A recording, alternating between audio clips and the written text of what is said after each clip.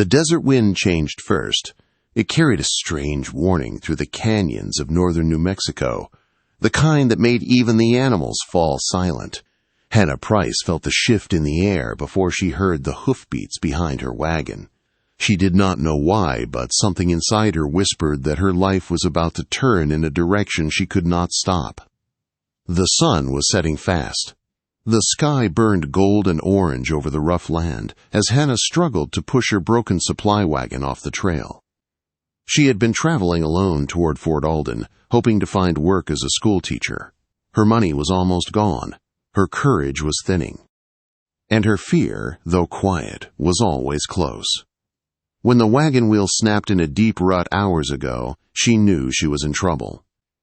Night in the desert was cold and unforgiving. She had no firewood left, and no one expecting her arrival.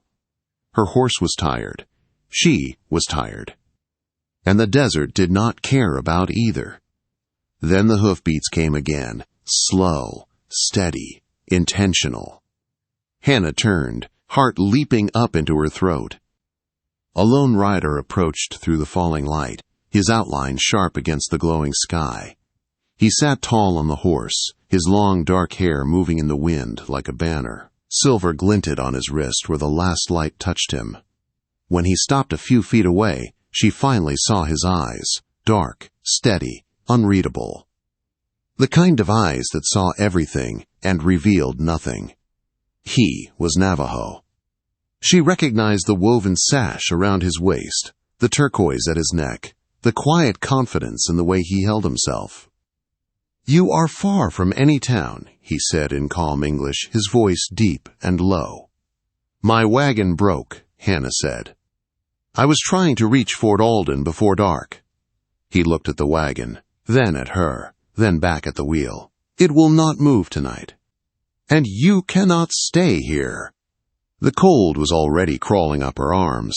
She rubbed her hands together, trying to hide the tremble. He dismounted in one smooth motion. "My name is Cade," he said. "I will help." She did not know him. She had never spoken to a Navajo man in her life. But something in the steadiness of his tone made her believe him without question. He lifted the wagon, studied the brake, then let it fall gently back to the ground. "The wood is split through. You must come with me." Hannah hesitated. She had been warned her whole life to fear men like him, but the desert night was colder than any warning, and the look in his eyes was not a threat, it was certainty. I don't want to be a burden," she said softly. "You will die out here," Cade answered simply. "Come." He reached for her hand to help her up onto his horse. His skin was warm, firm, and stronger than she expected. The brief touch sent a strange heat rushing through her chest, a feeling she had no name for. She rode behind him as he guided the horse through the winding trails between red cliffs. The world darkened around them, but Cade seemed to know every turn by memory. Hannah held onto the saddle with both hands, trying not to think about how close she sat to him, how steady his back felt, how safe she felt in a place where she should have felt terrified. After some time, they reached a small, hidden canyon tucked away from the open desert. A faint fire glowed near a stone shelter. The smell of sage drifted through the air. Cade helped her down from the horse. She stumbled a little, her legs stiff from fear and cold. Before she fell, his hand slid under her shirt and rested gently on her waist to steady her. His touch was not bold. It was steady, warm, careful. Hannah froze, breath caught in her throat. Cade exhaled slowly, his voice low. "Your skin," he said, almost as if speaking to himself. "It is cold." She swallowed, her heart beating so loud she was sure he could hear it. He kept his hand there only for a moment, long enough for her to regain balance, then stepped back. But the memory of his touch stayed on her waist like a brand of heat. Inside the stone shelter, he started the fire again and handed her a blanket. She sat close to the flames, watching him with quiet curiosity. He moved with calm confidence, his gestures smooth and sure, as though nothing could shake him. "Why did you help me?" she asked. He looked into the fire, not at her. "Because you were alone," he said. And the desert does not show mercy. There was something in his tone, something heavy, something personal, that made her chest tighten. Outside, the wind howled through the canyon walls, but inside the small shelter, Hannah felt warmer than she had in months. And as she watched Cade across the fire, his face glowing gold in the light, she felt another warmth too, something new, something dangerous, something she did not yet understand. Hannah did not sleep much that night. The fire warmed the small shelter, but her thoughts were restless. Every time the wind shifted, she woke and looked toward Cade, who sat near the entrance with his back straight and his knife across his knee. He never truly rested. His eyes remained half open, always alert, always listening to something she could not hear. At dawn, the canyon glowed pale pink. The desert seemed softer in the early light, as if pretending it had not tried to kill her the night before. Hannah pushed the blanket aside and stood slowly. Her legs still trembled from exhaustion, but she felt stronger than she had the day before. Cade noticed her movement. He rose without a sound and poured water into a small clay cup. "Drink," he said. She took it, her fingers brushing his. Even that tiny touch sent a strange shiver across her skin. "Thank you," she whispered. "You will need strength," he replied. "We must return to your wagon before others find it." "Others?" she repeated. He looked toward the open desert. Not all who travel these lands mean well. A chill slid down her spine that had nothing to do with the morning cold. They saddled his horse, and she climbed up behind him again. This time she held his waist to steady herself. She had no choice. The trails were narrow, the turns sharp. Her hands rested lightly against him, but even through his shirt she could feel the warmth of his body. He rode with such steady balance that she found herself leaning into him more than she intended. When they reached the wagon, it stood exactly as they had left it, except for one detail: fresh tracks in the dirt, several sets, boots, not hooves. Cade dismounted and crouched to study the ground. Hannah felt fear grip her stomach. "Is someone here?" "They were," he said. "3 men, maybe 4. They circled the wagon. They searched it." "Why?" she whispered. He rose slowly, his eyes sweeping the distant mesas. Desperate men look for anything they can steal. Maybe they expected food, maybe money. "I don't have either anymore," she said quietly. Cade's voice hardened. "Then you were lucky. They found nothing." He looked at her again, and there was something new in his gaze. A warning, a promise, a responsibility he had not asked for but had taken on anyway. "We go now," he said. "You will not stay alone." He began gathering what he could from the wagon. Blankets, a small tin of dried food, her single suitcase. Hannah watched him work, the efficiency in his movements, the way he secured everything with practiced ease. He tied the suitcase behind the saddle, then turned to her. "You will come to my people's camp," he said. "It is the safest place until your wagon can be repaired." "But your people," she hesitated. "They may not want a stranger." He held her gaze. "They will accept who I bring." There was no room for argument, and Hannah did not want to argue. Hours later, as they traveled deeper into the desert, she felt the world around her slowly change. The land became more colorful, more alive. Sagebrush rolled across the hills. Red cliffs rose high on both sides. She had never seen a place so wild and beautiful. "Do you live here?" she asked softly. "Yes," he said. "Our families move with the seasons. This canyon has sheltered us for generations." "It feels hidden," she said. "It is meant to be." When they reached the camp, several Navajo women and children looked up, startled. A few men approached with cautious eyes. Hannah sat frozen, unsure of how to behave, unsure of whether she should speak or stay silent. Cade lifted her down from the horse with both hands around her waist. Her breath caught as he steadied her. His touch was firm, gentle, familiar in a way she was not ready to understand. "This is Hannah," Cade said to the others. "I found her alone. She will stay until she is safe." The elders studied her quietly but did not challenge him. Cade led her to a woven shelter near the center of the camp. Inside, blankets were laid carefully on the ground. Fresh water sat in a clay bowl. Someone had already made a small fire. "They prepared this for you," he said. She blinked in surprise. "Why?" "Because I asked," he said simply. Hannah sat, letting the warmth from the fire settle into her bones. Cade crouched in front of her, his eyes steady and unreadable. "You are tired," he said. "Rest. I will return soon." She nodded, though her heart felt too full to speak. He stood to leave, then paused at the doorway. For a moment, he looked back at her. Really looked. And something unspoken passed between them. Something neither of them understood enough to name. By late afternoon, Hannah had rested, eaten, and watched the camp with quiet curiosity. The people were kind but reserved. Children whispered near the doorway, studying her with wide eyes. Women nodded politely, but kept their distance. She wondered what Cade had told them. As the sun began to set again, he returned, carrying a small bundle wrapped in woven cloth. Hannah stood as he entered, unsure why her heart jumped at the sight of him. "I brought you warmer clothes," he said. "Night comes fast here." He stepped closer and held out the bundle. She reached for it, but before she could fully take it, his hand brushed hers again. She felt the warmth of that touch all the way up her arm.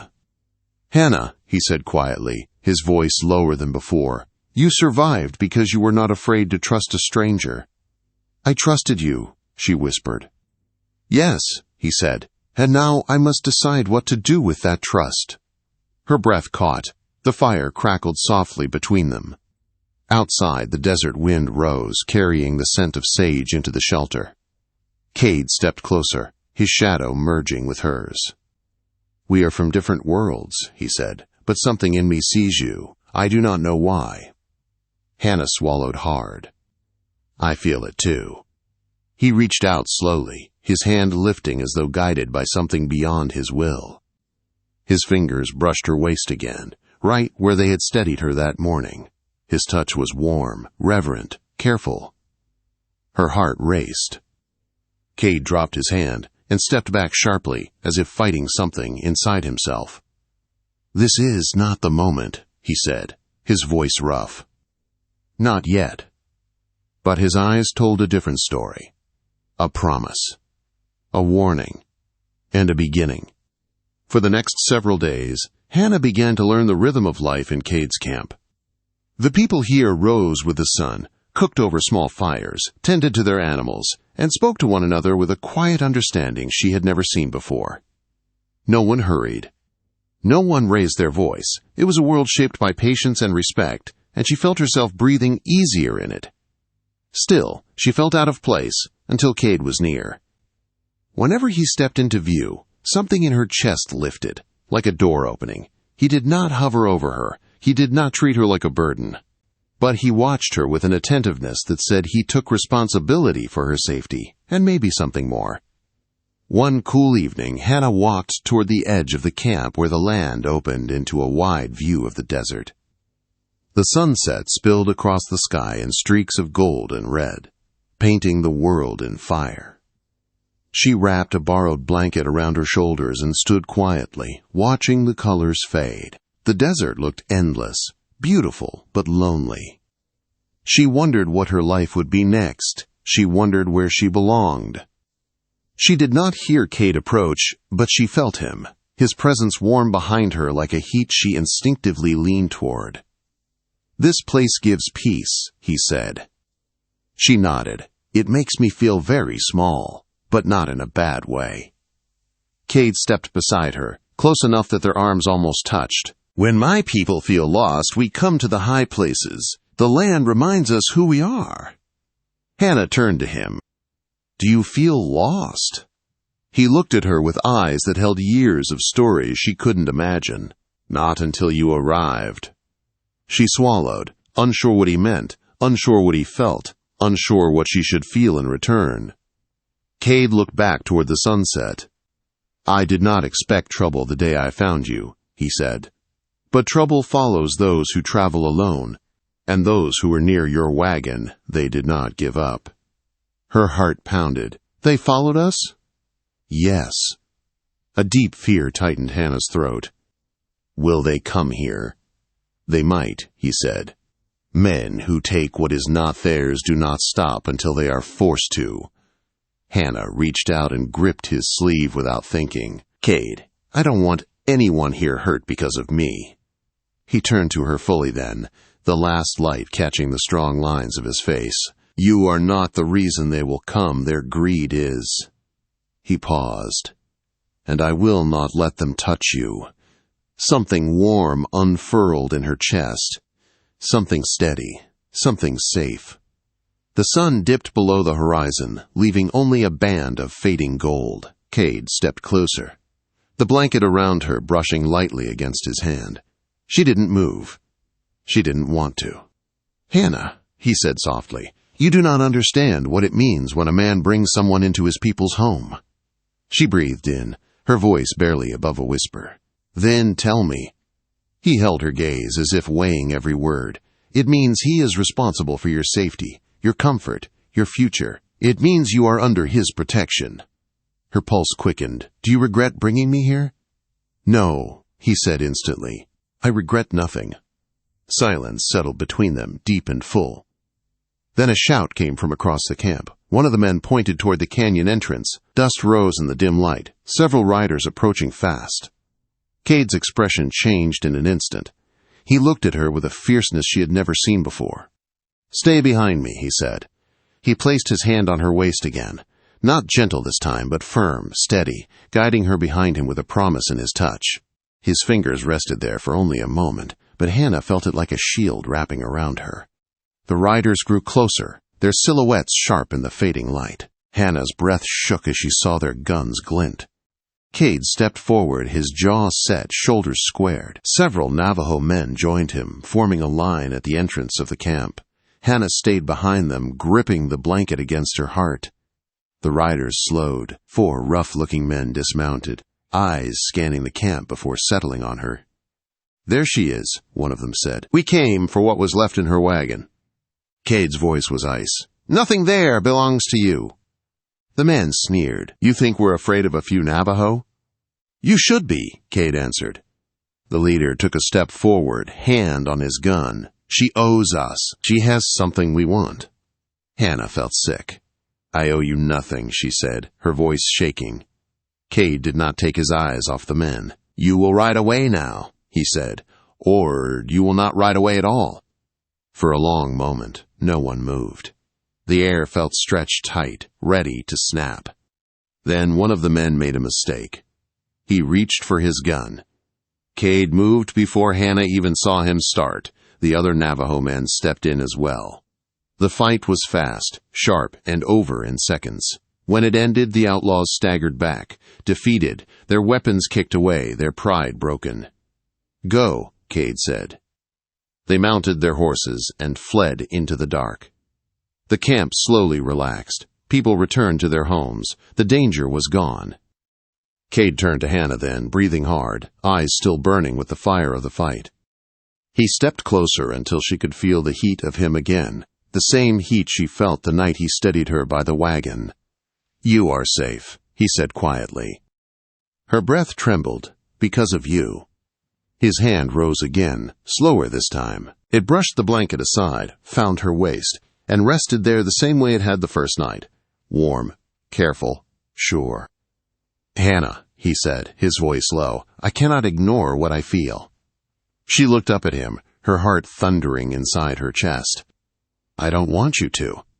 The wind carried the smell of sage between them. The sky darkened to deep blue. The world fell silent. Cade leaned slightly closer, not touching her more than that one steady hand, but surrounding her with a warmth that felt like home. We come from different worlds, he said, but some things are stronger than distance, stronger than fear. Her voice softened. Stronger than the past? Yes, he said, stronger than anything. Hannah placed her hand over his on her waist, her touch gentle but sure. Cade, she whispered, whatever world you belong to, I want to be part of it. The look he gave her then was full of something deeper than longing. It held promise, safety, a beginning. He drew her closer, his hands still at her waist, his forehead touching hers as the campfire light flickered over them. "You are part of it," he said. "From the moment I found you." And in the quiet heart of the desert, under a rising moon, Hannah finally felt that truth wrap around her like the warmest blanket, solid, certain, unbreakable.